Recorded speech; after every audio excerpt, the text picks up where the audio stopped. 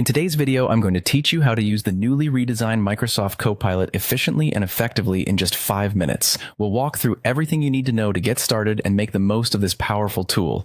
So let's dive right in. First things first, you'll want to launch Copilot. Depending on the platform you're using, this might be as simple as opening an app or clicking on an icon. If you're on a desktop, look for it in the taskbar. For mobile devices, check your home screen or app drawer. Once you've launched Copilot, you're ready to start experiencing its features. As soon as Copilot is up and running, you will notice a prompt box that appears. This is your gateway to interacting with Copilot through quick chats. This convenient feature is designed to be a fast, direct line to the information or assistance you need.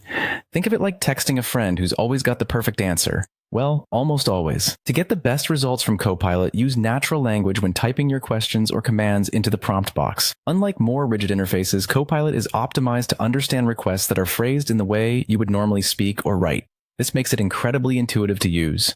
Whether you're asking it to draft an email, schedule a meeting, or summarize a document, just say what you need in plain English, or any other supported language for that matter. Now, let's talk about voice mode. If this feature is available to you, you'll notice a mic icon near the prompt box. Simply tap on this icon, and you'll be able to use your voice to interact with Copilot. This feature can save time and make your workflow even smoother, especially when typing isn't the most convenient option.